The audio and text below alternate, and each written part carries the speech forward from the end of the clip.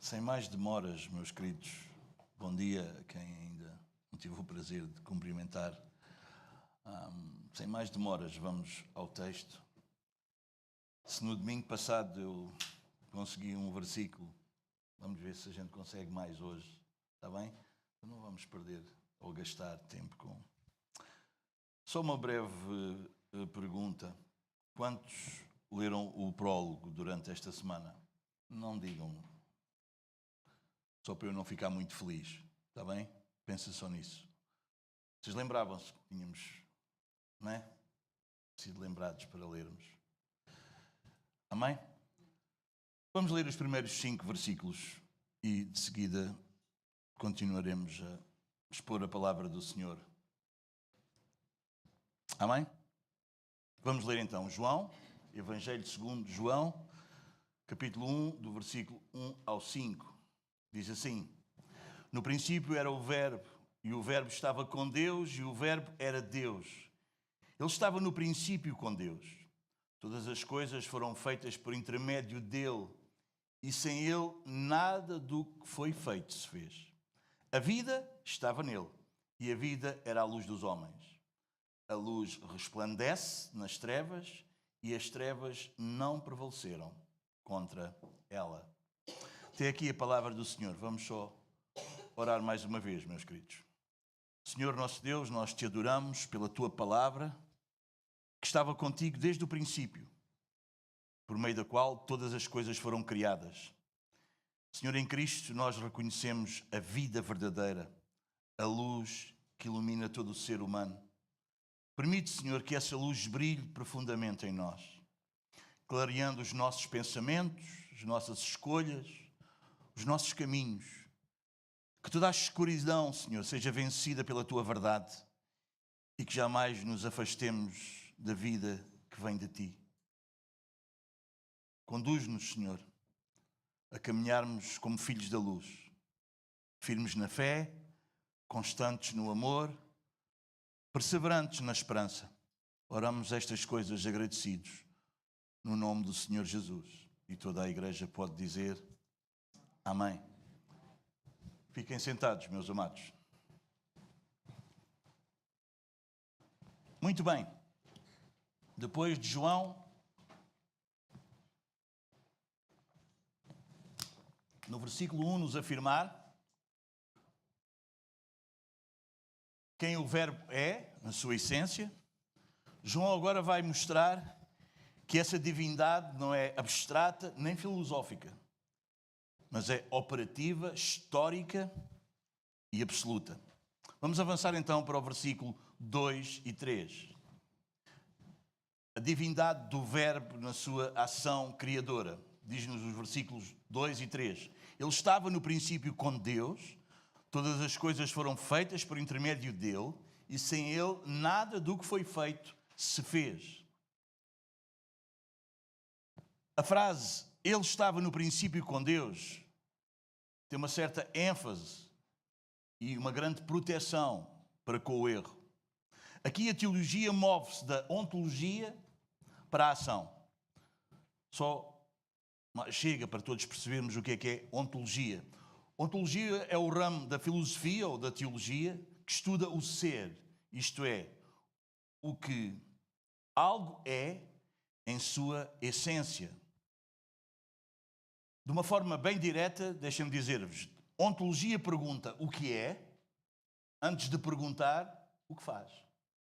Os irmãos entendem? Estava no princípio com Deus. Vamos ler isto de uma forma teológica. Vamos ver aqui a ontologia em João 1 e 2.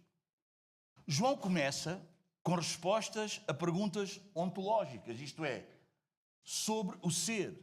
Quem é o Logos? Qual a relação com Deus? Ele é criado ou eterno? E logo João vem e nos responde e afirma: o Logos é eterno, diz no princípio, o Logos está com Deus, a relação, e o Logos é Deus, a sua natureza. Ele estava no princípio com Deus, não nos vai acrescentar nenhuma informação nova. Nós já a sabíamos, mas consolida bastante o ser do Logos. Aqui ainda nos mantemos no nível do ser e não do agir. Mas logo aqui começa o movimento. A partir do versículo 3, começa o movimento, o texto se move da ontologia de o ser para a ação. O verbo 3 fala-nos da criação. Todas as coisas foram feitas por meio dele. Fala-nos o versículo 4, vida e luz. O 5, luz que age na história.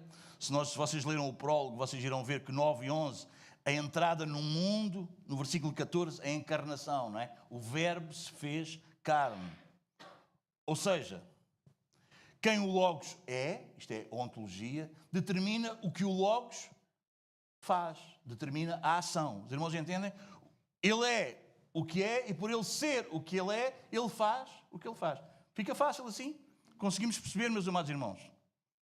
Aqui o versículo 2 funciona como tipo uma ponte silenciosa, uma dobradiça, algo que se abre, né, e que se vê do outro lado. Fecha a reflexão sobre o ser eterno do Logos, o versículo 2 faz isso, e prepara-nos como leitores para a ação histórica do Logos, do que vem a seguir. Não é um versículo ativo, mas é um versículo fundamental. Ele garante que toda a ação que virá tem um fundamento ontológico. Qual é esse fundamento? Tem a ver com o ser. Porque ele é o que é, ele faz o que ele faz. Amém, irmãos? Assim é toda a teologia joanina, do apóstolo João. Ele começa com a ontologia, versículo 1 e 2, e ele vai se mover, inevitavelmente, ele vai caminhar para a ação. E isto começa no versículo 3. E onde é que essa ação culmina? Na encarnação, na revelação, na salvação e na transformação da vida humana.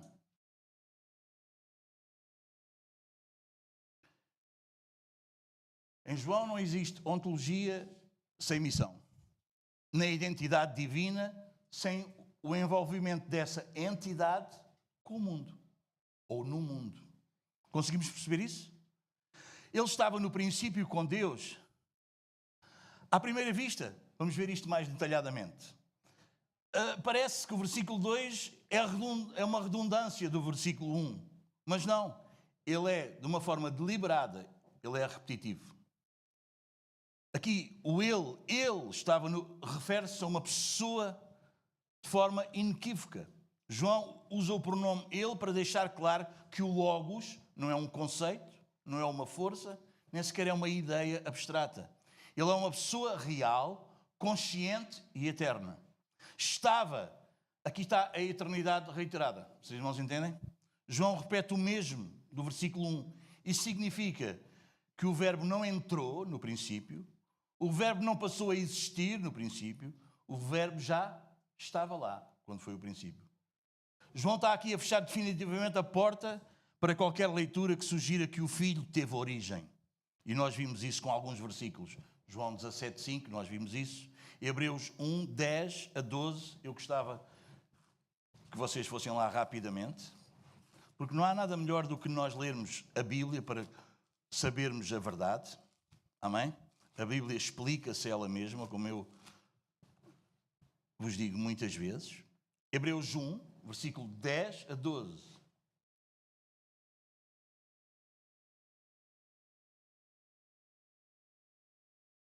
Nós poderíamos ler todo o capítulo 1, mas não temos tempo, senão então é que eu não avanço. Mas reparem que no versículo 8 diz, mas acerca do Filho, não está lá o versículo 1, 8? Está aí ou não está? Mas acerca do Filho, não vamos ler. E depois do 10 diz, ainda. Quer dizer, tudo isto tem a ver com o Filho, é ou não? Então vamos ver. No princípio, Senhor, lançaste os fundamentos da terra e os céus são obra das tuas mãos. Eles perecerão, tu, porém, permanecerás. Sim, todos eles envelhecerão, qual vestes. Também qual manto os enrolarás e como vestes serão igualmente mudados. Tu, porém, és o mesmo e os teus anos jamais terão fim. Amém? No princípio com Deus. Esta é uma repetição intencional, como eu vos disse. Porquê é que João repete isto? Porquê é que João vai fazer isso? Porque João, tal qual tu e eu, se formos suficientemente honestos, nós sabemos que o nosso coração tem uma habilidade incrível para escapar da verdade. Tem ou não tem? Para fugir à verdade. Tem ou não tem? Não é? Então, às vezes é preciso repetição, é preciso reafirmação, é preciso ouvir mais que uma vez, é preciso percebermos que isso é a verdade. Os irmãos entendem? Amém? Nós vimos que alguns tentam negar a distinção pessoal, já falámos disso, não quero repetir. Outros tentam negar a eternidade, diz que Jesus é um ser criado, não é? João não permite nenhuma dessas coisas. Ele diz que desde o princípio o Verbo é eterno, o Verbo está com Deus, o Verbo é Deus. Vocês entendem? O que João está aqui a fazer é como se fosse um professor numa sala de aula, não é? Ele vai repetir a fórmula principal antes do exame. E nós ficamos a saber que se isso correr mal, corremos o risco de errarmos tudo. Os irmãos entendem? Se nós não entendermos isto, se isto correr mal, se esta verdade não for assente no nosso coração, nós corremos o risco de, daqui para diante, aceitarmos qualquer coisa e errarmos tudo o que diz respeito ao cristianismo. Amém? Daí João. Versículo 3. Todas as coisas foram feitas por intermédio dele. Esta é uma prova irrefutável, que se ele criou, ele não pode ser criado. Não é? Porque quem criou todas as coisas não pode ser algo criado. Vocês entendem? Conseguimos perceber isto? Então, esta é uma prova irrefutável. João apresenta-nos aqui o teste definitivo da divindade de Cristo. Amém? Criação a partir do nada. O texto no grego começa com panta, é todas as coisas. O que é que isso significa? Eu às vezes brinco com vocês, não é? O que é tudo em grego? É quê? É tudo. Tudo o que existe, tudo o que é criado, tudo o que entrou no tempo e no espaço, não é? Nada é exceção. Tudo foi criado. João afirma-nos que o Verbo é o agente ativo da criação. Ele mostra-nos que o Pai cria por meio do Filho. Vamos ver alguns textos paralelos e bastante diretos que nos ajudam a entender isto. Colossenses, capítulo 1. Versículos 16, estamos na página 1555. Colossenses, capítulo do Novo Testamento, Colossenses capítulo 1, versículo 16, diz-nos o quê? Talvez o 15 também é interessante de retermos. Este é a imagem do Deus invisível, o primogênito de toda a criação, pois nele foram criadas todas as coisas, nos céus e sobre a terra, as visíveis e as invisíveis, sejam tronos, sejam soberanias, quer principados, quer potestades. Tudo foi criado por meio dele e para ele. Ele é antes de todas as coisas. Nele tudo subsiste. Ele é o cabeça do corpo da igreja. Amém? Depois teríamos Hebreus 1:2, nós já vimos a semana passada. O Salmo 33:6 fala-nos que a criação vem através da palavra do Senhor, nós vimos isso. Então, por intermédio dele, fala-nos de uma mediação. É por meio dele, não fala de inferioridade. Os irmãos entendem? Não diz que Jesus é um ser inferior. Vocês percebem? É por meio dele, mas não fala de inferioridade. Fala de mediação. É por meio dele, é através dele. A expressão não indica que o filho seja menor do que o pai ou secundário. Os irmãos entendem? Aqui está-nos a descrever a ordem de operação e não a hierarquia da essência. Conseguimos entender isso? Sim, meus amados. O pai decreta, o filho executa e o espírito vivifica. Uma só obra, um só Deus, mas a distinção de pessoas. Amém? Gênesis 1:2 ajuda-nos a ver isso. E sem ele nada do que foi feito se fez. Então, é uma negação absoluta. Reparem, João não confia apenas na afirmação positiva, mas ele acrescenta uma negação total para eliminar o quê? Qualquer brecha, qualquer erro que possa acontecer ou que possa vir daí. Isso vai excluir explicitamente a ideia de que o Verbo seja uma criatura, a ideia de que algo existia independentemente dele e a ideia de um território neutro no universo. Não existe. Tudo, todas as coisas, tudo o que existe foi criado. Isto quer dizer que se alguma coisa foi feita, então foi feita por meio do Verbo.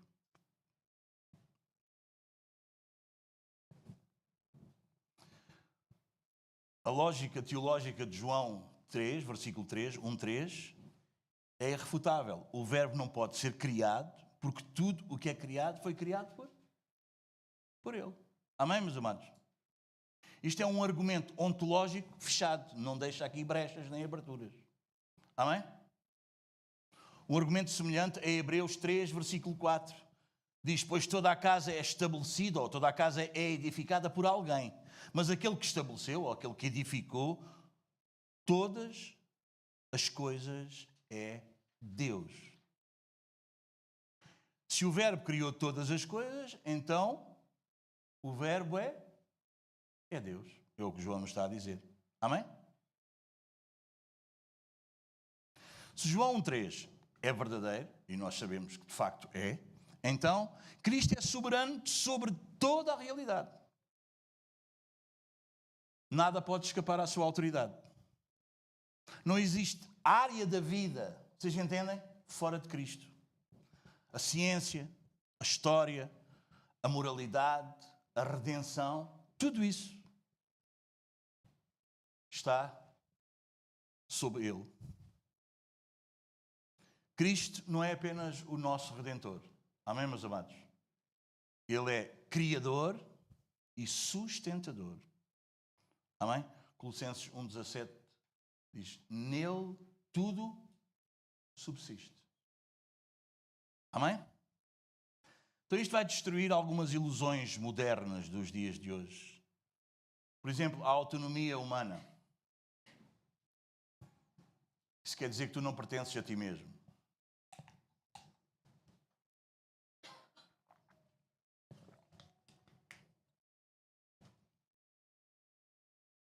Tu pertences a Cristo. Tu pertences ao Criador. Amém? É ou não é? Essa coisa, nasci selvagem, não é? Não é de ninguém, isso é só uma música. Não é uma verdade. Quando alguém nasce selvagem, bom, alguns de vocês estão dizendo, ei, que música é essa? Eu nunca ouvi. É do meu tempo. Sou só um bocadinho mais velho que vocês. Não é? Amém, meus amados? Todo o ser, toda a criação pertence ao seu Criador. E o seu Criador é Cristo. Este pertence não quer dizer que é salvo por Ele. Quer dizer que Ele é o dono. Amém? E ajuda-nos a nós, como igreja, a termos bem definido outra ilusão dos dias de hoje, que é um cristianismo por compartimentos. Bem, o domingo é para o Senhor. Ou a hora do culto é para o Senhor. Depois tenho a minha vida. Bom, tenho a minha vida secular e a minha vida religiosa. Como é que vais fazer isso? Como é que vamos fazer isto? Cristo não é apenas para o culto, irmão. Ele é Senhor sobre todas as coisas. Amém? Vocês percebem algumas ilusões de hoje em dia, inclusive no meio evangélico errado? Amém? Não dá para tu seres uma coisa na igreja e outra coisa na escola, no trabalho, em casa. Vocês entendem?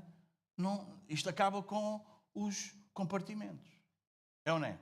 Alguém me dizia na semana passada, bom, nós estamos no templo, não posso mentir. Eu espero que percebamos que não é porque estamos dentro desta casa que não podemos mentir. É que nós não mentimos. Porque percebemos que a mentira vem do inferno e sabemos bem que é o pai da mentira. Amém? E sabemos que mentira é pecado. Vocês entendem? Então não é porque nós estamos aqui dentro que nós somos mais santos. Depois saímos daqui e podemos, bom, já saí, agora, não é? Agora entrei no carro, ok. Bom, agora já cheguei à minha casa. Vocês entendem? Isto quebra essa ideia, essa ilusão dos dias de hoje. Amém? Amém? Vocês lembram-se, não é? Quando nós falávamos aqui já há uns tempos sobre tanta coisa, que no meio de tanta coisa que eu falava com vocês, nós às vezes dizemos, eu não aguento. Aguentas. Lembra-te na igreja, como é que tu és na igreja? Na igreja tu respondes, não é quando tu és na igreja, que a igreja não é este espaço. Quando tu estás reunido com a igreja, não é? Às vezes em casa, eu não aguento, eu tive que responder. Não aguentas? Também na igreja, hein? Quando estás reunido com a igreja, tu aguentas, tu não respondes. Tu não fazes aquela cara feia, tu sorrises, fazes aquele ar santinho, não é? Compreendes toda a gente. Vocês entendem? Então há uma ilusão moderna dos dias de hoje, dos dias atuais, não é? De achar que, mas quando nós conhecemos João, quando nós conhecemos o Evangelho, não é? Quando nós lemos João com atenção, nós percebemos que não há lugar. João acaba com isso. João não nos deixa acreditar nisso. Não é? João acaba com as nossas desculpas, com os nossos argumentos, com os nossos compartimentos. Vocês entendem? Não há. Porquê? Porque Ele é Senhor de tudo. A única resposta a João, capítulo 1, versículo 2 e 3, é o quê? É uma submissão total. Ele é Senhor. Lembram-se, a semana passada nós falávamos e dizíamos, a um Senhor diz não. Dá para dizer não a um Senhor? Digam lá. Dá ou não? Porquê é que não? Porquê é que não dá para dizer não a um Senhor? Porquê? Porque senão Ele já não é Senhor. Amém? Eu sou do tempo ainda que ouvi na igreja dizer, bom, Ele já aceitou Jesus como Salvador, Ele agora só precisa, não é? Deixar que Ele seja o seu Senhor. Mas Ele não é Senhor, Ele não é o meu Senhor porque eu deixo ou não. Vocês entendem? Não é uma questão de permissão minha. Ok. Vocês entendem? Vocês percebem? Às vezes parece aquela conversa dos filhos com os pais. Não é? Os pais acham que estão a dirigir a vida dos filhos quando fazem trocas com eles. Bem, se tu comeres a sopa, eu deixo-te brincar com o Lego. E depois eles acham que eles estão a dirigir a vida do filho. Não, o filho é que está a dirigir a vida dele. Porque o filho quer brincar com o Lego e ele só vai comer a sopa, então é como ele diz e não como o pai diz. Vocês entendem? Deus não é isso, meus amados irmãos. Nem nós devemos ser como pais isso. Nem como mães. Vocês entendem? Não é uma troca. Ele é Senhor. Há um senso de autoridade. Vocês entendem? A um Senhor não se diz não, Ele é Senhor. É como a um pai e uma mãe, não se diz não. Vocês entendem? Não é porque os dias atuais, essa ilusão moderna, diz que é outra coisa. Não, há gente que pergunta ao filho, como é que é? Bom, hoje vamos aonde? Este fim de semana queres fazer o quê? E depois faz ou não se faz consoante o que o filho diz. Não, meus amados irmãos. É uma família toda completamente baralhada, equivocada. Não quer dizer que nós somos ásperos, não quer dizer que nós somos duros, que maltratamos os nossos filhos. Não, meus amados irmãos. Quer dizer que nós sabemos muito bem qual é o papel de um e o papel do outro. Amém? Amém? Amém? Não quer dizer que nós não fazemos vontade nenhuma aos nossos filhos. Não, meus amados. Não. Amém? Mas também se os nossos filhos veem que nós lidamos com Deus e que o Deus que nós dizemos que acreditamos não é o Deus da Bíblia, mas é um Deus que não tem autoridade nenhuma. É um bom criado nosso. O pai vai fazer aqui uma reza ou uma oração e Deus vai responder, vais ver que Deus vai fazer a vontade do Pai. Isso é completamente. Não é Deus que faz a minha vontade, eu é que fui chamado para fazer a vontade dele. E o que o meu filho deve ver, o que a minha filha deve ver, o que os meus amigos devem ver, é que eu sou alguém submisso à vontade dele. Amém? Porque isso é que é sinal de que nós somos habitados pelo Espírito, irmão. Alguém que é visto como uma pessoa de fé não é alguém que ora e que Deus responde a tudo o que ele pede. É alguém que se submete a tudo o que Deus diz. Isso é alguém de fé. Não sei se vocês perceberam. Não é? Às vezes o pessoal cria uma ideia que alguém de fé é uma pessoa de muita fé. Então é alguém que fala com Deus, tem ali um esquema, não é? Ele sabe como é que chega lá e as coisas acontecem. Ele fala com Deus e vai. Não. É alguém que tu olhas e vês, olha, este homem esta mulher, este jovem, esta jovem. Uau, sim senhor. Ele vive de acordo com Deus. Ele vive submisso. Amém? E quando ele sai daí, ele fica aflito. Eu não percebo bem porque é que é aquela coisa, mas eu sei que ele fica aflito. Porque ele quer estar bem com Deus. Vocês entendem, meus amados? Sim? Amém? Então, uma resposta coerente aos versículos 2 e 3 de João é uma submissão. Porquê? Porque Ele é Senhor. Porque Ele é o Senhor. As Escrituras dizem que Ele é o Senhor dos senhores. Amém? E a nossa vida deve refletir isso. Então, mas porquê é que não fazes isso, Domingos? Porque eu tenho um Senhor que manda em mim. Então, mas porquê é que não dizes isto? Porquê é que não reages desta maneira? Porquê é que não fazes assim? Porquê é que não fazes como toda a gente faz? Porquê é que é isto? Porque eu tenho um Senhor. Amém? E quem é habitado pelo Espírito vive dessa maneira. Não quer dizer que somos perfeitos, não quer dizer que somos sempre corretos, não quer dizer que... Não quer dizer, isso fica bem patente na nossa vida, que quem nos rodeia percebe que nós temos um Senhor. A nossa linguagem, a nossa postura, o nosso jeito de ser e de agir revela isso. Revela alguém que é habitado pelo Espírito. Amém? E não é só habitado pelo Espírito, é governado pelo Espírito. Amém? Ele não vive segundo a sua carne, segundo a vontade caída em Adão. Ele vive segundo o Espírito de Cristo que habita nele. Amém?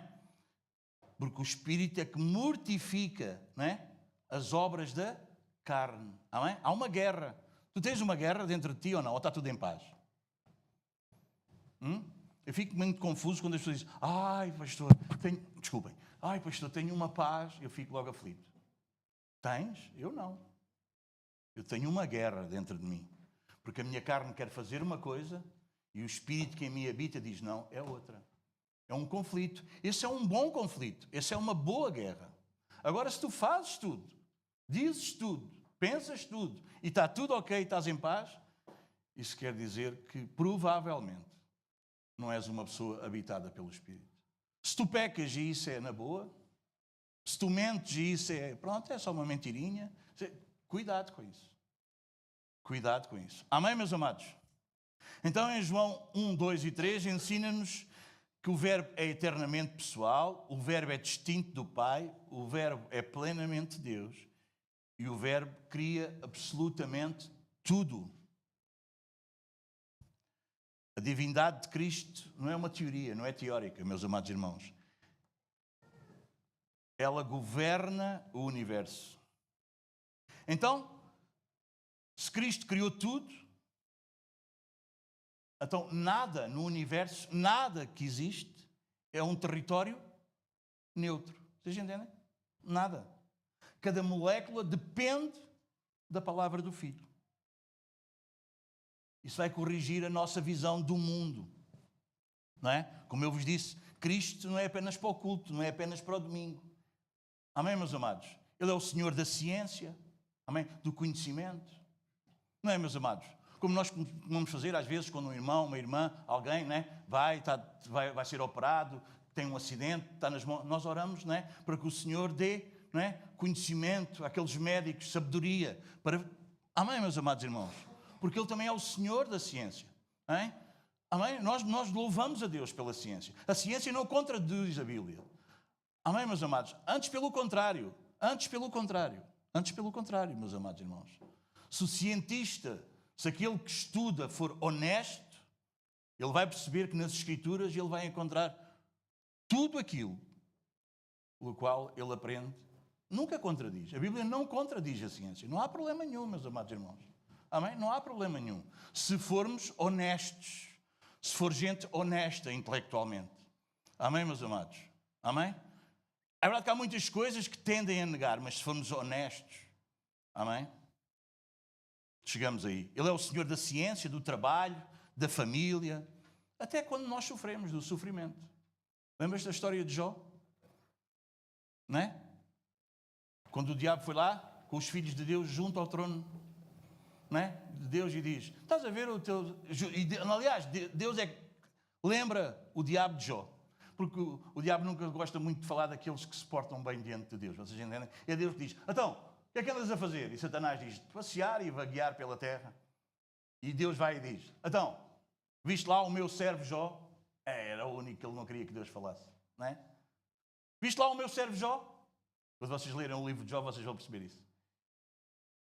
E Jó, na conversa com Deus, Jó vai dizer, pudera, dás-lhe tudo, não falta nada, pões uma cerca ao redor dele e da família dele e das coisas dele, grande coisa. Ele adora-te. Claro que como é que ele não te havia de adorar se tu lhe dás tudo? O diabo põe em causa que Deus só é amado e só é adorado pelo que ele dá e não pelo que ele é. Percebem? É por isso que esse evangelho que diz que dá carros, dá casas, tudo vai correr bem, vais ter um casamento fantástico, vais ter tudo. Bom, isso não é mentira, mas isso não é toda a verdade. E é bom anunciarmos toda a verdade. Os irmãos entendem? E Deus diz o quê ao diabo? Então vai lá. Faz com ele o que tu quiseres. Só, eu gosto de Lutero, acho que foi Lutero que disse, o diabo é só um cão de trela e Deus é que tem a mão na trela. O diabo só vai aonde Deus permite que ele vá. Não é? E o que é que Deus diz? Podes fazer tudo, menos uma coisa. Não tocas na sua vida. Num dia ele ficou sem terras, sem gado, sem filhos. Ficou com uma coisa que não ajudava muito, que era a mulher. Não foi? O que é que a mulher lhe disse? Olha para ti, não é? Amaldiçoa o teu Deus e morre. Porquê? Porque ele estava cheio de chagas, estava ferido. Cheio de feridas, ele coçava-se, não é? E ao coçar-se aquelas feridas abriam. E sabem o que é que Jó respondeu à mulher? Como falam os loucos, assim falas tu. Haveríamos de receber de Deus só o bem e não o mal? E depois diz assim, em tudo isto, não pecou Jó contra Deus. Então ele até é o Senhor do nosso sofrimento. Oh, meus amados, talvez não quer dizer 100%, mas a maioria de nós não estaria hoje sentado nestas cadeiras se tudo corresse às mil maravilhas na nossa vida. Mas um dia, porque alguma coisa correu menos bem, ou até muito mal, o Senhor usou isso para nós termos um encontro com Ele. Ou melhor, para Ele se encontrar connosco.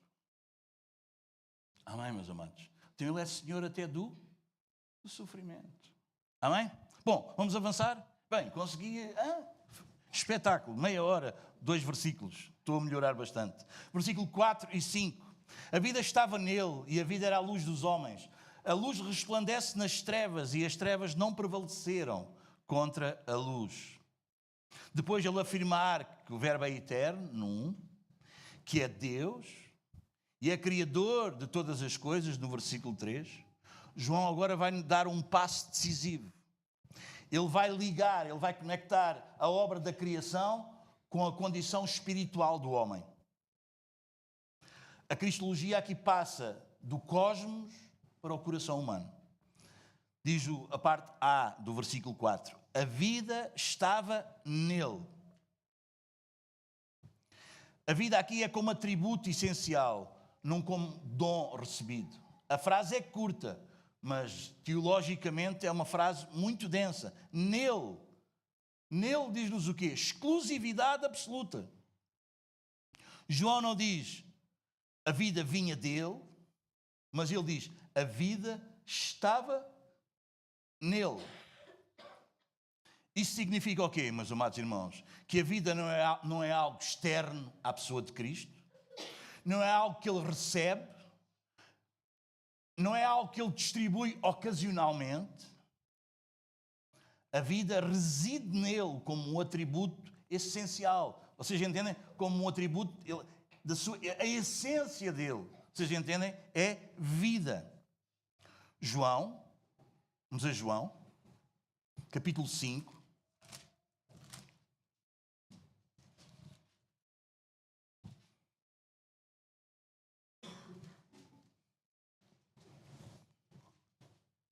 Página 1394 do Novo Testamento.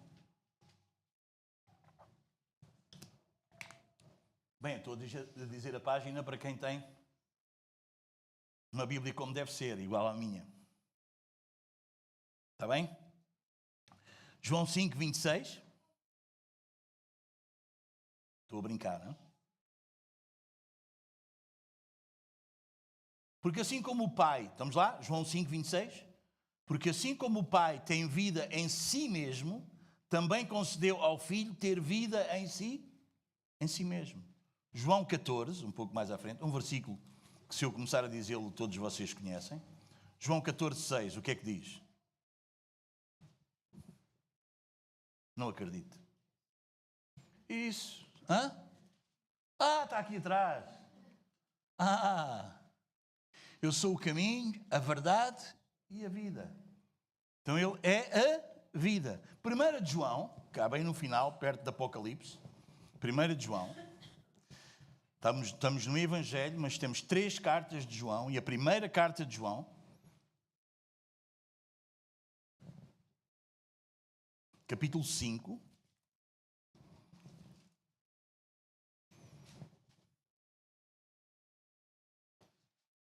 Vai mais adiante e olha o que João na sua primeira carta vai dizer, no página 1618, mesmo quase no final da Bíblia. Capítulo 5, versículo 12. Olha o que diz.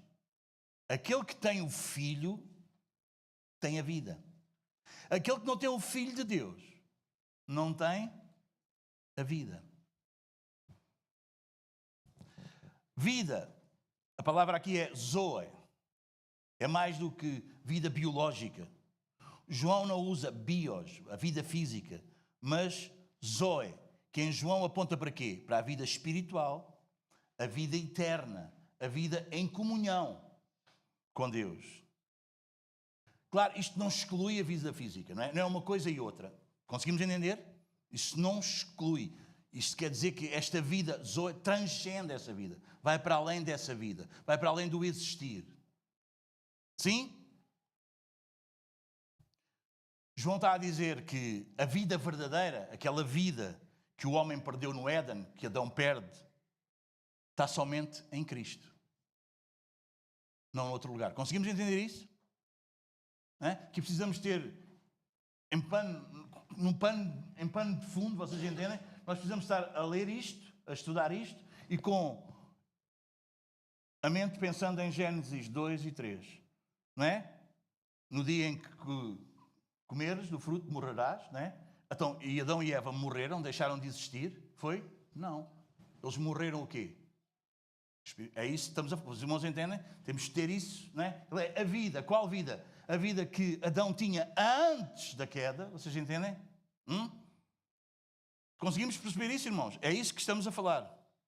A verdadeira vida, aquela que Adão e Eva perderam no Éden, e por causa disso, todos nós vimos daí. O homem continuou a existir depois da queda, ou não? Continuou. Perdeu foi o quê? A vida não é?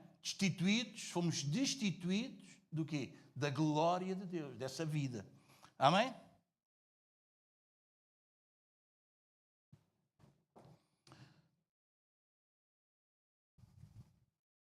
É por isso, meus amados, que conversão não é tornarmos-nos numa pessoa melhor. Amém? O pessoal que vai entrar aí na classe dos 9 membros vai perceber isso quando nós estudarmos conversão. Não é? Convertermos não é nós tornarmos numa pessoa melhor. Não. É receber vida que só Cristo pode dar. João, capítulo 3. Agora o Evangelho. Não as cartas, mas o Evangelho. O que nós estamos a estudar. João, capítulo 3.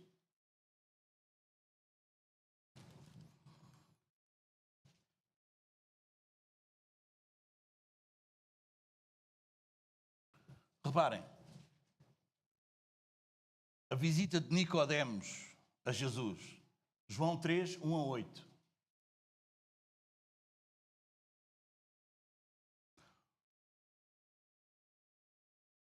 Podemos ler?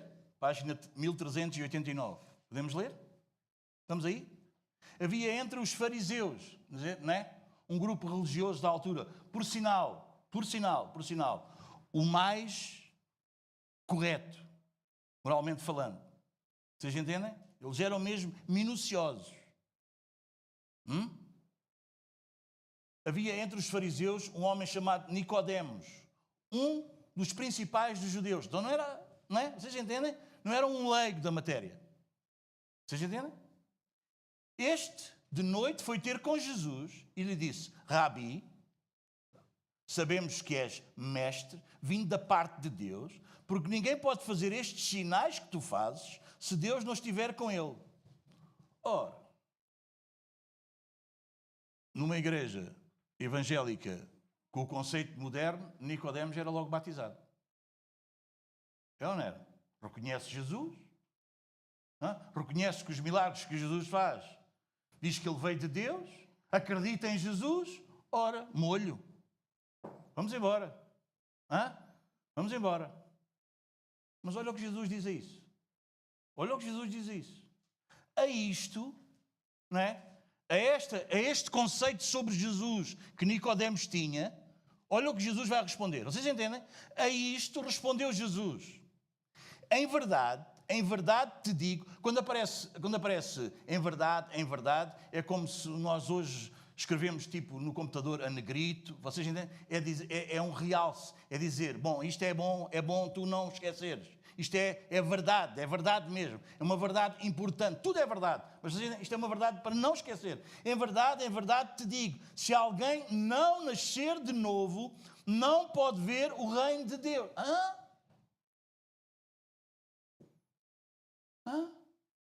É isso, irmãos. É isso. Porque a vida está em Cristo. Os irmãos entendem?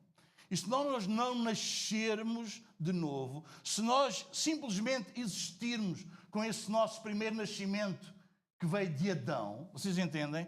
Nós não conseguimos ver o reino de Deus. Ele diz, não, tu és muito religioso, tu estudas muito, mas isso não quer dizer...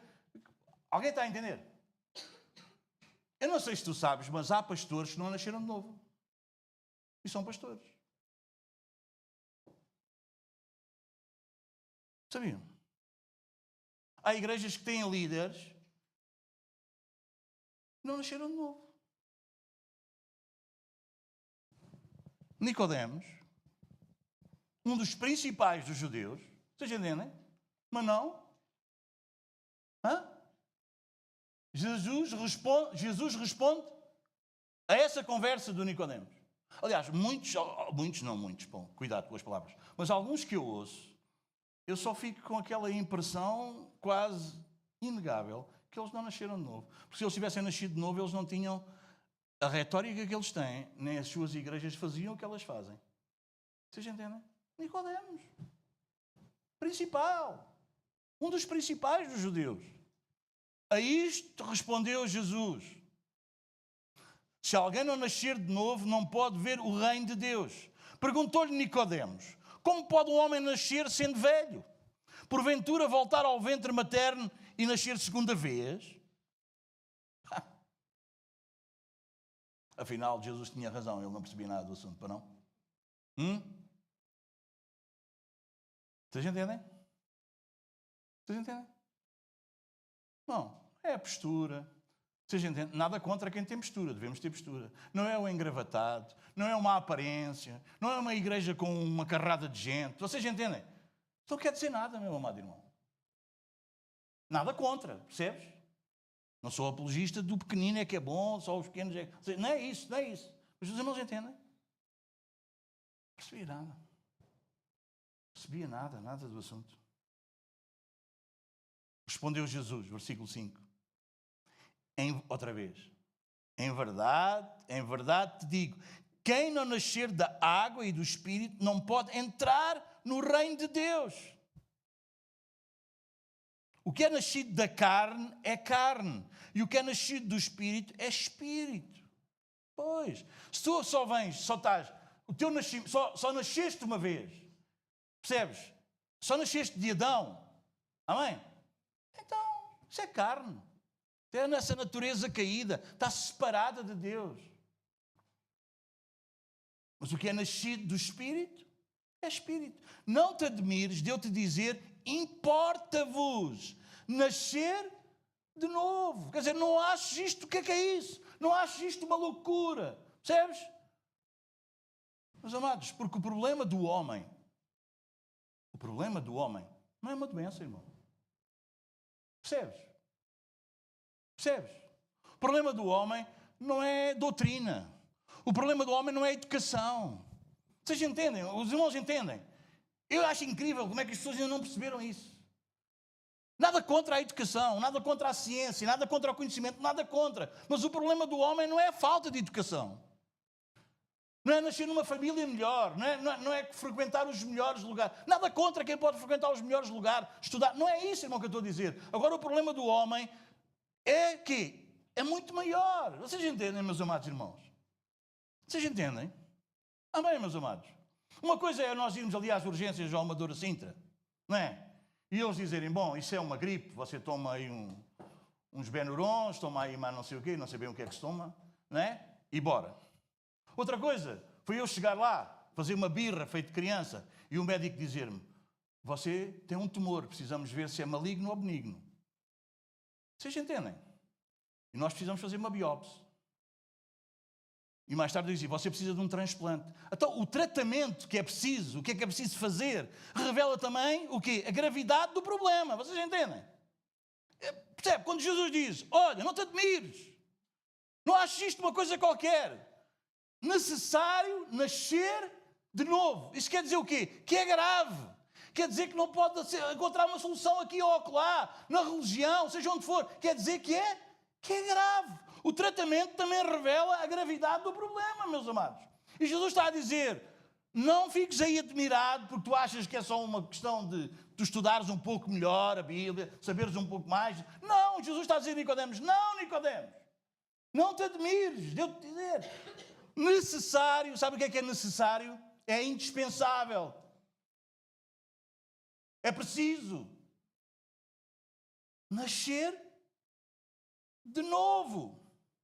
O vento sopra onde quer, ouves a sua voz, mas não sabes de onde vem nem para onde vai. Assim é todo o que é nascido de novo. Não é? Amém? Deus escolhe este, escolhe aquele, escolhe o outro, escolhe aquela, escolhe... Não dá para perceber. É este, esta. Como? É isso. Não é, meus amados? E é maravilhoso. Eu acho belo, eu acho fantástico. Essa é a coisa... Eu esta semana publiquei alguma coisa que Nicodemos dizia. O grande milagre, não é, Gina, que tu republicaste a cena, não é? O grande milagre, irmão, não é tu teres uma perna mais curta que a outra e a perna ficar... Não é? Não, isto não é o grande milagre, não é? Não teres casa e depois teres casa, não é? Não é isso, meu. Não teres uma doença incurável e depois és curado. A ciência, a maior parte dela já chega lá a tanta coisa. Não é isso. O grande milagre é Deus pegar num homem pecador como tu e eu. Percebes isso ou não? Todo virado do avesso. Sem condição alguma. Para isso é preciso poder. E Ele pega no coração dessa pessoa. E Ele dá-lhe um novo coração. E essa pessoa é totalmente voltada para Deus. Não quer saber nada de Deus, da glória de Deus, da santidade de Deus, da pureza de Deus. Essa pessoa não quer saber nada disso. E de um momento para o outro, essa pessoa começa a interessar-se por Deus. A querer saber quem Deus é. A querer agradar a Deus, a querer viver... Isso é um milagre, porque o nosso coração, naturalmente falando, o nosso coração de pedra é insensível a isso. Mas depois é bonito quando nós começamos a ver Deus pegar na vida de um jovem, de uma criança, e a gente começa a ver, uau, olha para isto. Isso é maravilhoso, porque nós sabemos que isso é impensável. Por mais entusiasmo que o pregador tenha, por mais carismático que ele seja, por a igreja mais bonita que haja, que o culto seja aquela coisa, não consegue fazer isso em ninguém, só Deus. Percebes isso? Isso é belo, isso é fantástico, isso é transcendente, porque a vida está nele. A vida está nele. Amém, meus amados? Amém? Receber vida só pode ser através de Cristo. Só Cristo pode dar. Eu gostava muito, tu também, creio eu, dar a vida a alguns familiares meus, dar a vida a alguns amigos meus. Eu gostava tanto de dar isso. Eu gostava, mas isso não depende de mim. Os irmãos entendem?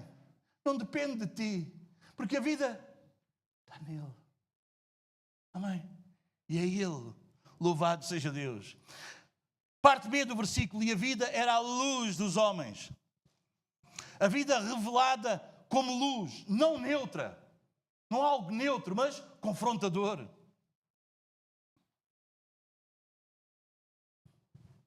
João agora faz uma transição crucial. Ele diz, vai-nos mostrar que a vida que está no verbo manifesta-se como luz.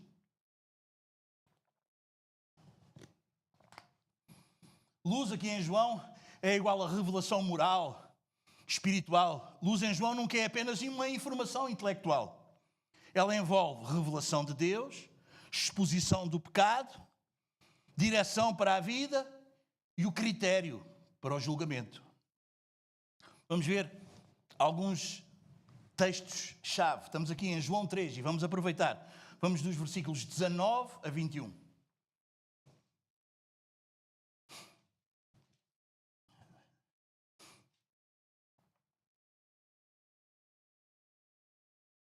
Bom, vamos ver do 16. Está bem, para apanharmos a missão do Filho. Porque Deus amou ao mundo de tal maneira, do 16, vocês percebem? Estão lá 1390 a página. João 3, 16. Dei-vos as referências todas, não dei? Estamos lá? Porque Deus amou ao mundo de tal maneira que deu o seu Filho unigênito para que todo o que nele crê não pereça, mas tenha a vida eterna. Porquanto Deus enviou o seu Filho ao mundo, não para que julgasse o mundo, mas para que o mundo fosse salvo por ele. Quem nele crê não é julgado. O que não crê já está julgado. Porquanto não crê no nome do unigênito Filho de Deus. Agora o 19, que era aqui que eu queria. Até ao 21. O julgamento é este. Qual é o julgamento? Que a luz veio ao mundo. E os homens amaram mais as trevas do que a luz, porque as suas obras eram más. Pois todo aquele que pratica o mal aborrece a luz e não se chega para a luz, a fim de não serem erguidas as suas obras. Quem pratica a verdade aproxima-se da luz, a fim de que as suas obras sejam manifestas, porque feitas em Deus. Amém. Amém, meus amados. João, capítulo 8, um pouco mais à frente.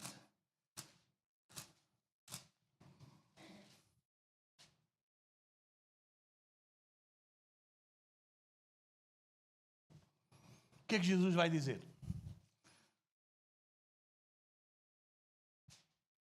João, capítulo 8, página 1401. Jesus como a luz do mundo. De novo, lhes falava Jesus dizendo, eu sou a luz do mundo. Quem me segue não andará nas trevas. Pelo contrário, terá a luz da vida. Amém? Amém? Uma evidência de quem segue Jesus, irmão, não é uma pessoa mais religiosa. É uma pessoa que não anda em trevas. Sabem o que é trevas? Escuridão, coisas escondidas, oculto. Vocês entendem? Esconde situações.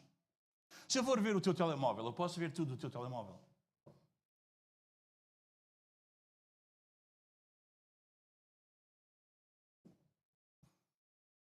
Percebes? Amém? Toda a gente tem acesso ao código, ou toda a gente, quer dizer, vocês entendem? A tua mulher tem acesso ao código do teu telemóvel. O teu marido tem. Os teus pais têm.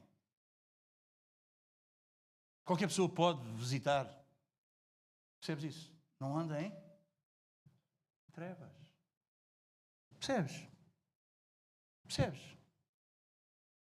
Amém. Amém, meus amados. Eu sou a luz do mundo. Quem me segue não andará nas trevas. Pelo contrário, terá a luz. E se tu tens a luz da vida, que é Cristo, e se é Ele que é vocês percebem, aquela luz intensa, aquele foco que ilumina tudo, e se Ele pode ver a tua vida, todos podem ver. Amém? há bons anos atrás, muitos anos atrás, eu disse algo à minha filha, à Sara. Ela andava na escola e uma série de situações, e eu disse, filha, não vale a pena esconderes nada ao pai. O pai vai te dizer uma coisa. Tudo o que tu pensares em fazer, que o pai não possa saber, ficas a saber que isso é mau para ti.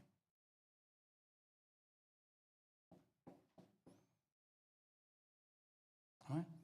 Como é que eu sei? Posso? Não. Dá para fazer ou não? Tudo aquilo que tu podes, tu achas que podes fazer e Deus não pode ver? Tudo aquilo que tu achas que podes fazer e eu não posso saber? Tudo aquilo que tu achas que podes fazer e os teus pais não podem saber, a tua mulher não pode saber, o teu marido não pode saber. Percebes? Nem dês lugar a isso no teu pé. Porque se ele começa a habitar muito aqui, qualquer dia acontece. Eu só penso, mas eu não, nem penses. Não estou a dizer que o pensamento não vem. Estou a dizer para não dares abrigo. Amém? É bom ter a luz ou não? Qual é o julgamento? São pessoas que querem viver dessa maneira. E a luz revela isso. E eles não vêm para a luz. Não é? Vocês aqui, com estas luzes tão fortes, qualquer dia até veem os meus pontos negros. Não sei se tenho, mas não é? Isto é mesmo forte aqui. Não é? Esta luz não é para eu ser o foco. Irmãos, entendem? É só por causa da gravação. O foco desta mensagem não sou eu, irmão. É o autor da mensagem. E o autor da mensagem não sou eu. É Cristo. Ele é a luz verdadeira, que ilumina. Na sua luz, nós temos luz. Amém? Ainda que as luzes do mundo digam que pode ser e não há problema nenhum, se esta luz diz não. Não é? Lembra-te da conversa que eu tive com a Sara? Talvez os colegas diziam, bora, vamos. Talvez os professores, talvez o diretor da escola. Vocês entendem? Não interessa quem. Se o meu pai não pode saber, não. Amém? Aquele que me segue não andará nas trevas. Pelo contrário. Porquê é que ele não vai andar nas trevas? Porquê é que ele não quer? Porque ele tem a luz da vida. Amém? João 12, um pouco mais à frente.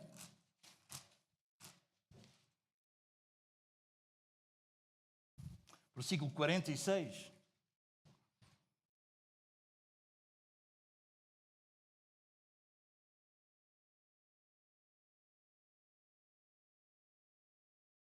Fala-nos do resumo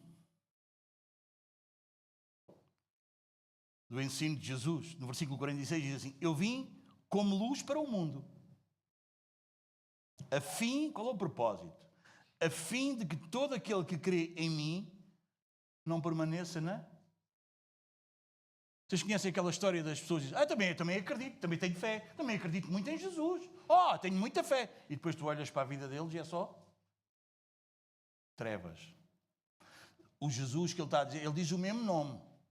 Tem o mesmo nome, mas não é a mesma pessoa.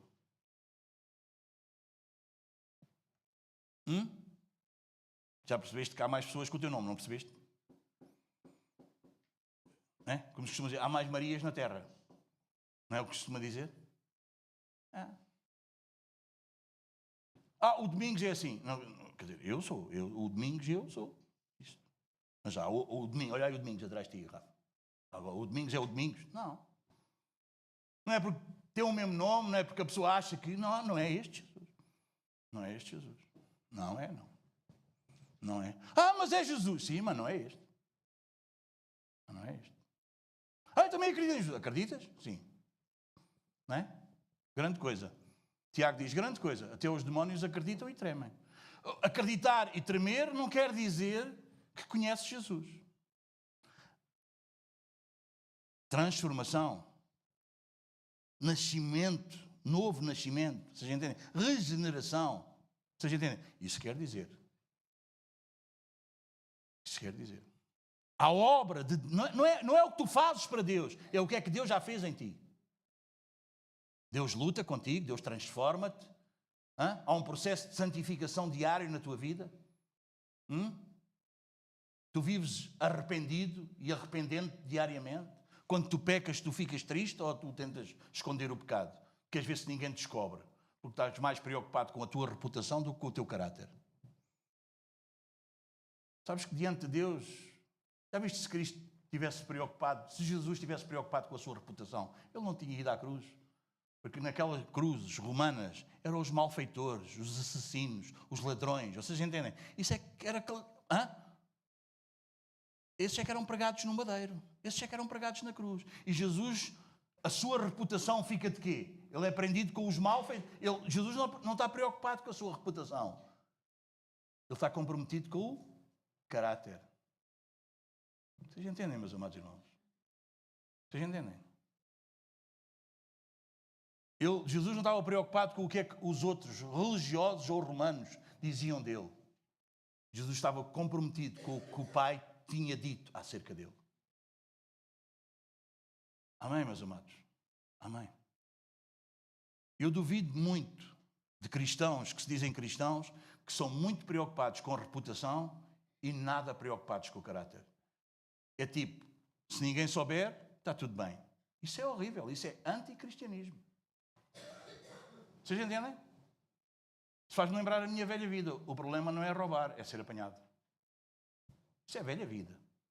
Isso é Adão. Amém, meus amados? Não é o que os outros sabem e o que os outros dizem. É Deus que é onisciente. E o que Ele diz é que importa. É caráter. Não é reputação. Amém, meus amados?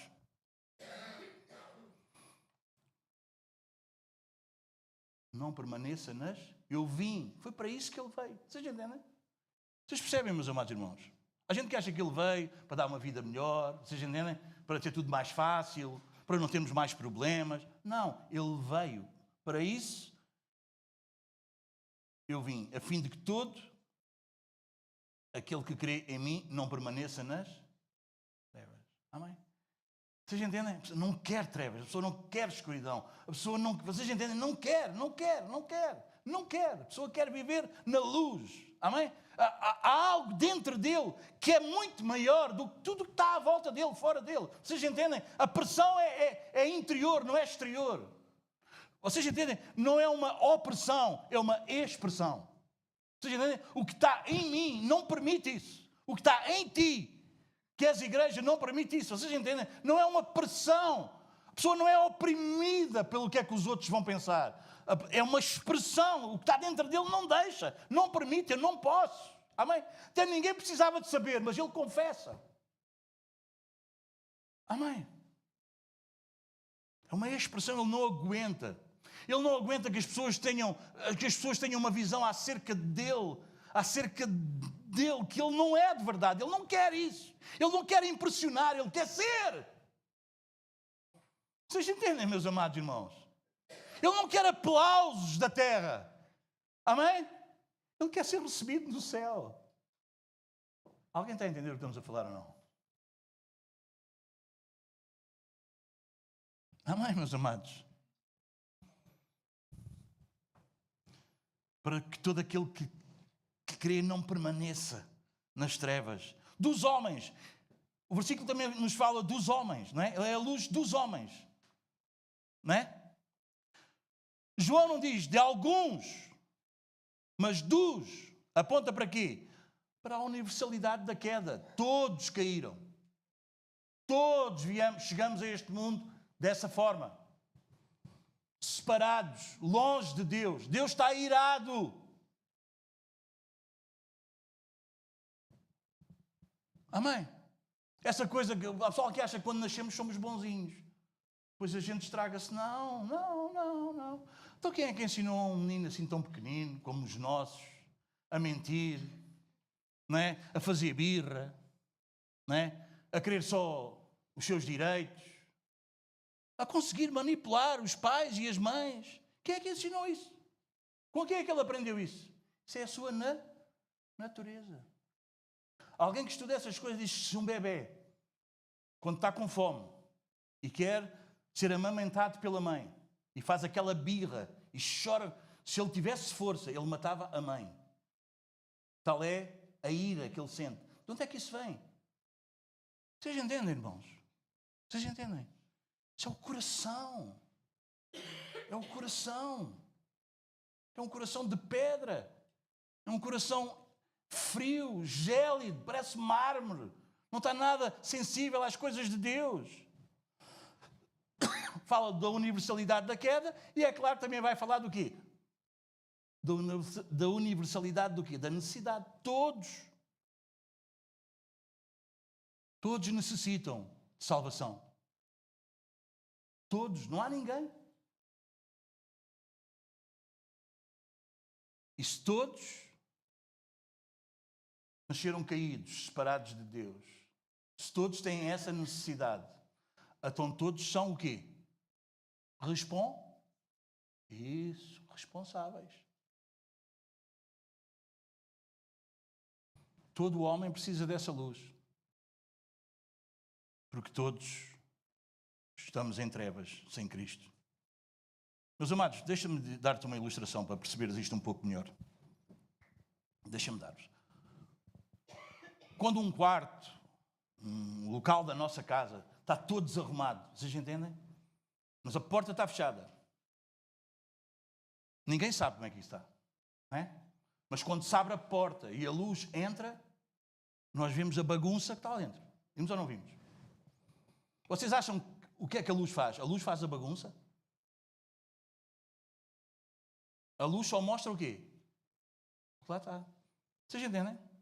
Há pessoas que não querem Deus, dizem, bom, eu não quero Deus, eu não quero saber essas coisas, eu ponho Deus de fora como se ficasse o problema resolvido. Eu sou ateu. E eles acham que resolveram o problema. Diz o nécio no seu coração, não há Deus. Podes dizer não há Deus, mas há Deus. Percebes? Não é tu fechares a porta do quarto que acabou a bagunça. Percebes isso?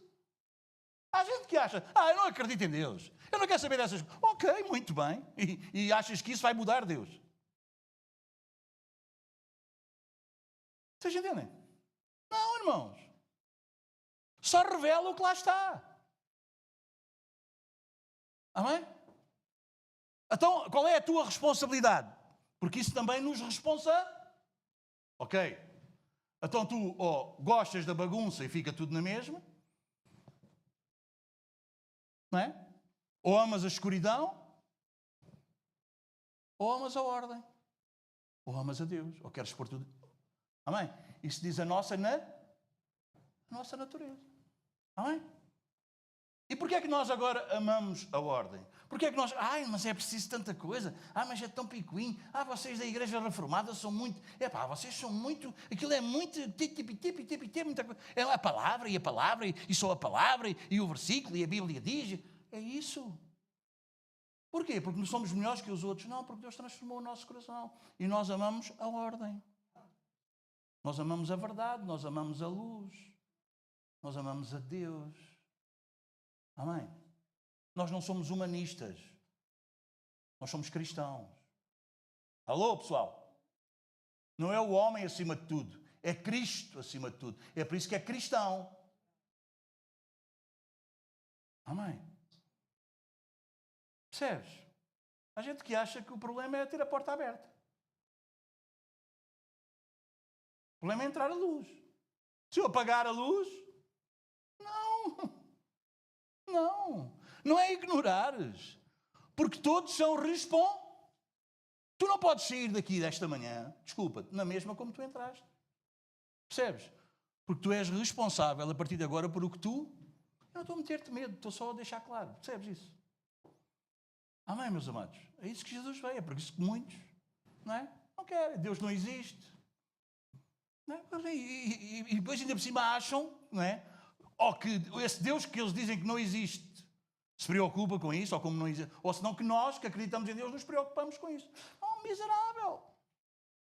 Miserável. Que o Senhor tenha misericórdia, abra o teu coração, o teu entendimento, os teus olhos.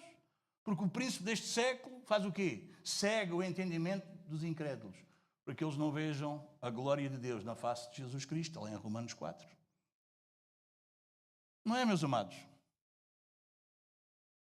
Muitos, deixa eu dar-te uma aplicação bem prática, muitos rejeitam Cristo não por falta de evidências.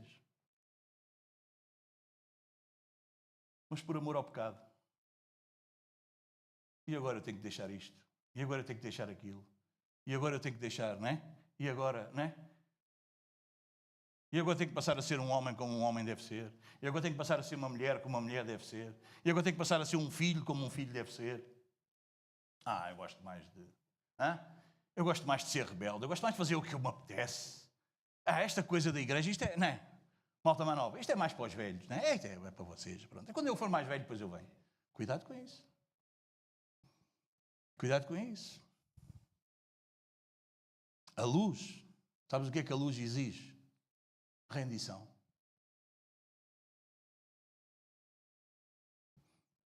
Rendição. Uma coisa é quando tu não sabes. Nunca ouviste? Sabes lá, não é? Pronto, ok. Agora, quando a luz brilha, quando a luz mostra, quando a luz revela, o que é que a luz exige? É ou não é?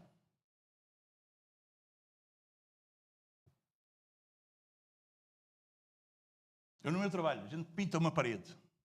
E o pintor costuma usar um projetor, um holofote para apontar para a parede. Não é?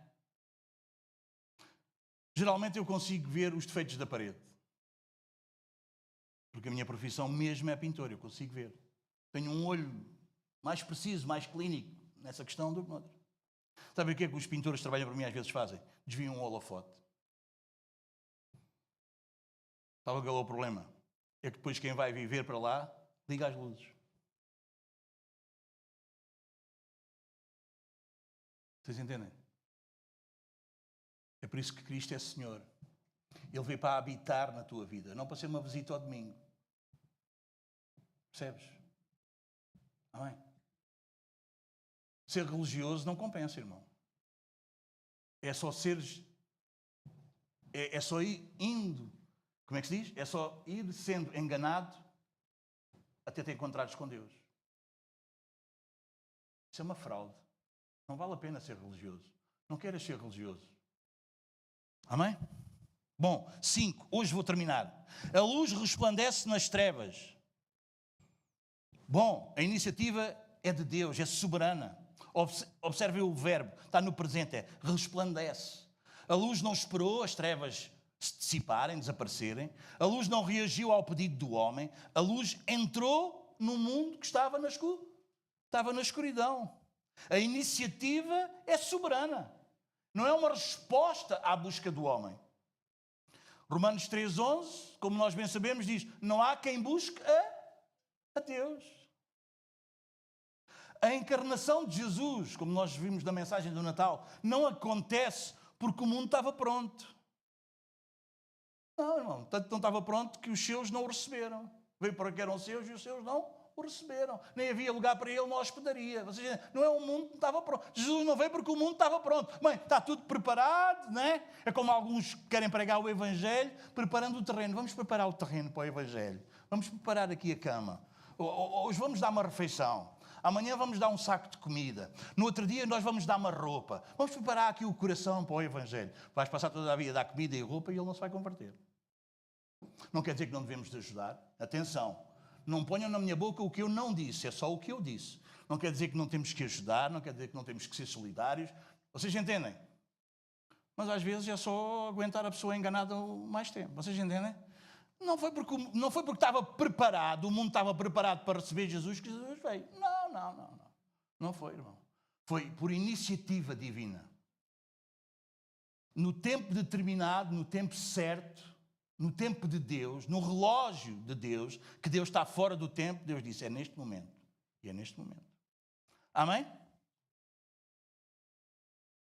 Isso acontece porque Deus deseja agir. E quando Deus deseja agir na vida de uma pessoa, não há quem impeça. Acabou a história. Pode ser família, pode estar tudo contra. Acabou. Aquela pessoa é salva e acabou a história.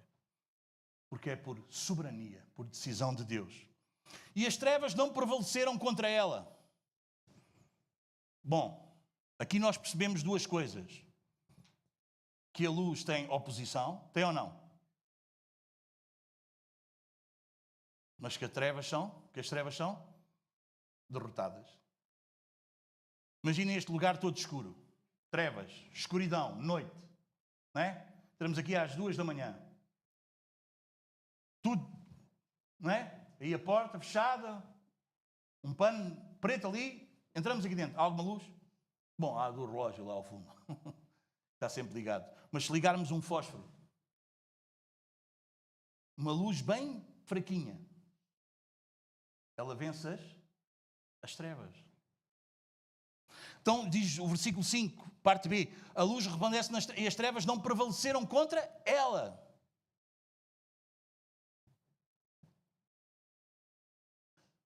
Aqui mostra-nos que o verbo comporta estas duas ideias e andam sempre juntas. As trevas não compreenderam a luz. Algumas traduções dizem assim, as trevas não a compreenderam. Vocês entendem? Isto quer dizer o quê? Cegueira espiritual. O homem, diz lá em primeira carta aos Coríntios, o homem natural não entende as coisas do Espírito porque não pode entender. Vocês entendem? O homem precisa nascer de novo para entender as coisas do Espírito. Então, as trevas não compreendem a luz. Isto fala de cegueira espiritual. Mas as trevas também não prevaleceram, não dominaram a luz. Isto fala da impotência diante do Senhor de Cristo. É isto que prepara o tema do Evangelho de João. Incredulidade persistente e, ao mesmo tempo, um triunfo inevitável do Filho. O mundo não o conheceu, mas em Colossenses diz o quê? Colossenses 2,15 diz que ele despojou os principados e as potestades. Ele venceu sobre isso, sobre essas formas de pensamento, sobre essas autoridades, ou seja, dessas ideologias.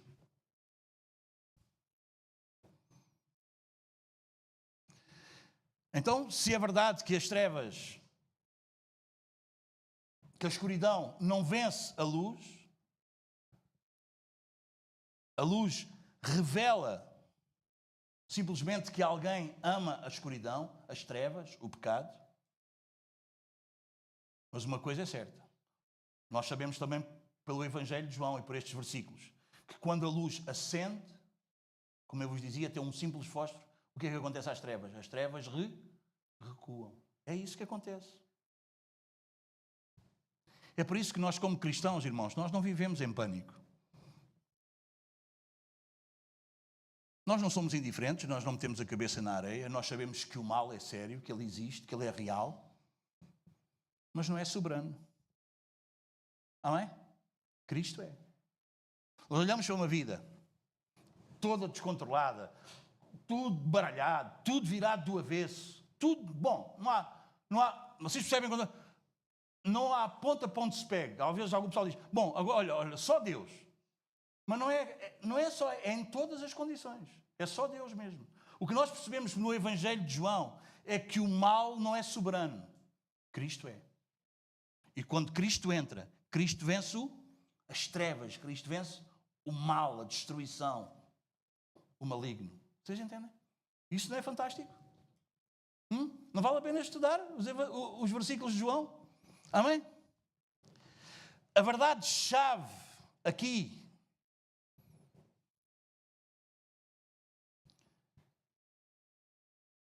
deixem-me dar outros significados da palavra. Não, deixem-me ver aqui o que é que nós já tínhamos dito. Não conheceram, não prevaleceram, não compreenderam. Outra tradução é não dominaram, não venceram. E João provavelmente quer todos estes sentidos. As trevas não compreenderam a luz. O problema que nós vimos aqui em João, que está no homem, não é a falta de evidência. É uma hostilidade moral completa. Nós já vimos em João 3, os homens amaram mais as trevas do que a luz. Eu já citei estes versículos, 1 Coríntios 2, 14. O homem natural não aceita as coisas de Deus.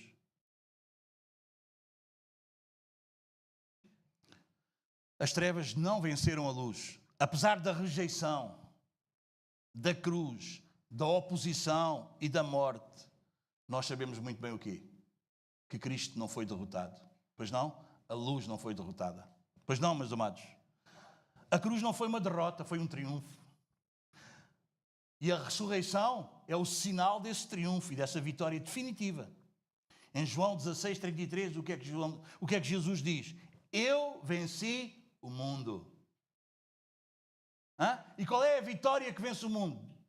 Diz lá a primeira carta de João. Podemos ver?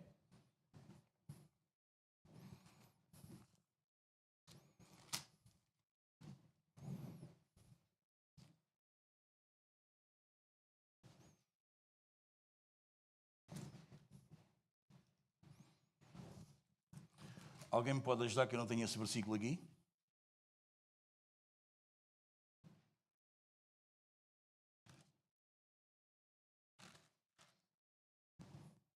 Podes ajudar aí, Sara? Podes procurar aí. Esta é a vitória que vence o mundo. Desculpem lá. 5. Isso mesmo, obrigado. 1 João 5, 4. Eu só lembrei este versículo, não tinha aqui escrito.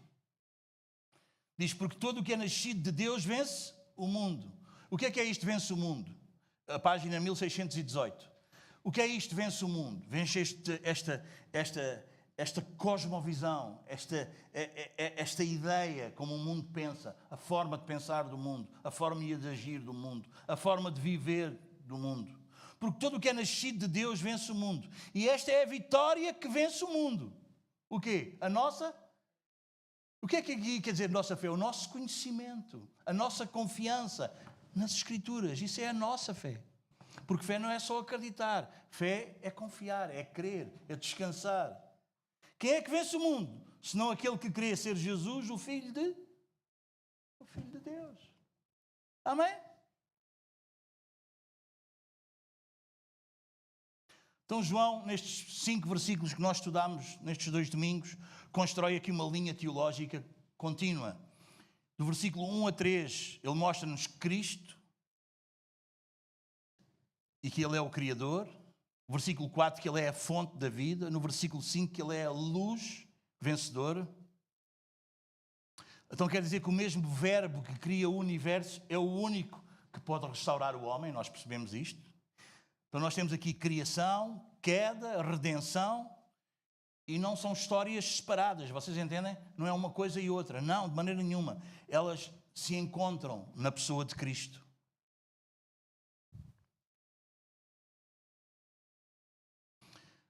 Então João 4 e 5, estes últimos versículos, destrói 2 ilusões também. A neutralidade espiritual, ninguém está em cima do muro, ele ou está na luz ou está nas trevas.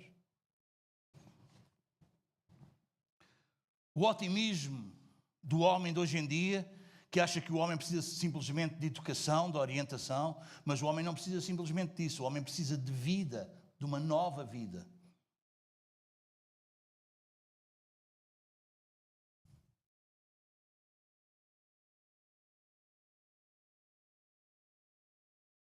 A pergunta: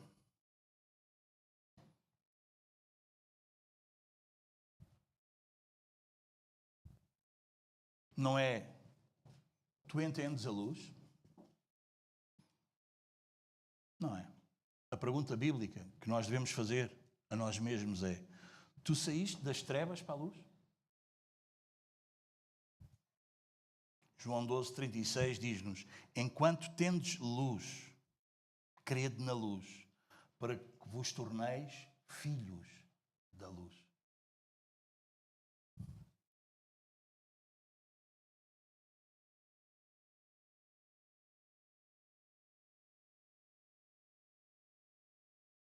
Então nós ficamos a saber que a vida verdadeira só existe em Cristo, que essa vida se manifesta como uma luz reveladora, que as trevas resistem, mas não vencem, e que a vitória da luz é certa e definitiva. Deixem-me concluir com algumas perguntas para tu poderes fixar. Quem é Jesus? Em João, capítulo 1, os primeiros 5 versículos. Ele é eterno, distinto do Pai, plenamente Deus, Criador, fonte da vida e luz vitoriosa. O que é que eu saber isto exige de mim? Arrependimento, fé e submissão. Como é que eu sei se estou na luz? Eu me aproximo de Cristo, confesso o meu pecado e obedeço à sua palavra. Segundo aos Coríntios 13, 5, diz-nos: examinai-vos se realmente estáis na fé. No próximo domingo, querendo o Senhor, iremos avançar para João, capítulo 1, versículos 6 a 14. E João vai passar da identidade do Verbo para a reação humana. Testemunho de João, a rejeição, a adoção, novo nascimento. Se o Senhor nos permitir, 2 a 8 dias, avançaremos para aí.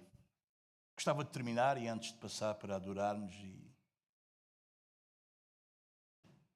bendizermos o Senhor na beleza da sua santidade, gostava de orar por todos nós. Fecha os teus olhos. Inclina a tua cabeça. Sinal de reverência a Deus. Vamos orar. Senhor querido Deus e Pai, encerramos este tempo agora diante da Tua Palavra com o coração grato, Senhor. Não estivemos apenas a estudar um texto.